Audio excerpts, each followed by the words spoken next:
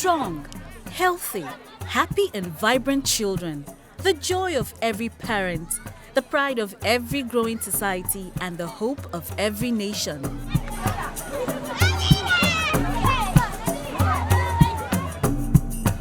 But what happens to a nation when the health and well-being of its future leaders is on a fast and steady decline due to preventable diseases from dirty water, poor sanitation and hygiene?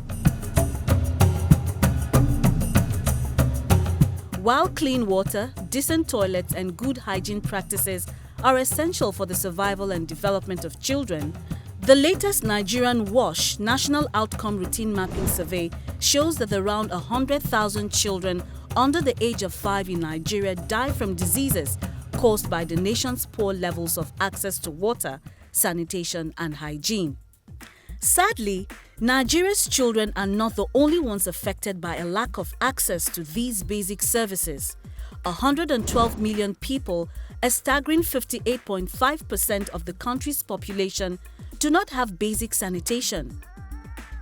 78.8%, 151.6 million people, do not have access to basic hygiene facilities, and 47 million, which is 24.4% of the population, practice open defecation.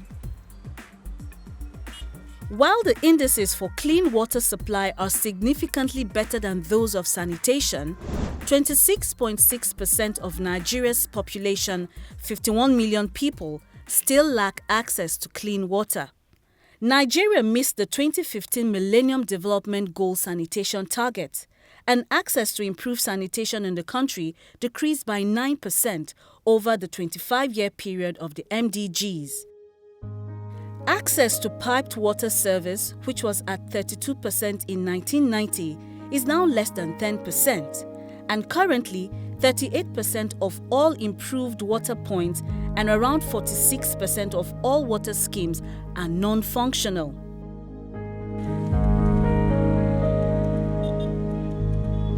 Chronic gaps in governance, capacity and funding impair sector sustainability and development have led to non-performing and vastly underfunded infrastructures which are seldom maintained, renewed or expanded.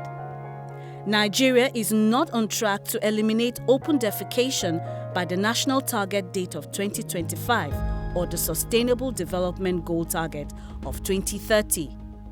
The United Nations noted that countries where open defecation is practiced are the same countries with the highest levels of poverty, wealth disparity, and under-5 child mortality. These assertions are true about our country today, considering the happenings around us. It is clear that Nigeria's water, sanitation and hygiene sector is in crisis, and in response to that state of affairs, Nigeria's President Muhammadu Buhari in November 2018 demonstrated the highest commitment by formally declaring a state of emergency in the country's water, sanitation and hygiene sector and launching a national action plan for the revitalization of the water, sanitation and hygiene sector. I am aware that our country did not meet the Millennium Development Goals target for water supply and sanitation that ended in 2015. The Sustainable Development Goals targets 6.1 and 6.2 for water supply, sanitation and hygiene are even more demanding as they require water supply, sanitation and hygiene services to be provided in adequate quantity and quality on premises at affordable prices. This cannot be achieved if we continue with a business as usual approach. It is on this premise that I fully endorse the decision taken at the meeting of the Federal Executive Council in April this year to declare state of emergency on our water, sanitation and hygiene sector. This declaration was necessary for creating pathways to the recovery phase of sustainable WASH in Nigeria, and it has meant a high level of political commitment to WASH issues, the activation of authorities, human and financial resources for sector improvements. the acceleration of rules, regulations, processes and procedures wherever necessary, including tax incentives, the streamlining of administrative procedures such as procurement requirements and special treatment and high priority to the sector by relevant ministries, departments and agencies. The overall goal of the National WASH Action Plan is to ensure all Nigerians have access to sustainable and safely managed WASH services by 2030.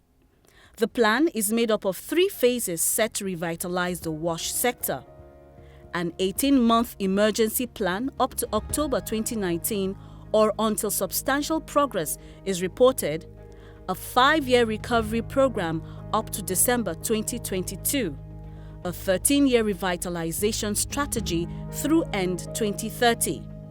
The plan is to jointly commit the federal government of Nigeria and states to urgently establish the institutional and funding foundations for sustainable WASH services and engage the urban and rural WASH sectors on an accelerated development path towards 2030 SDGs.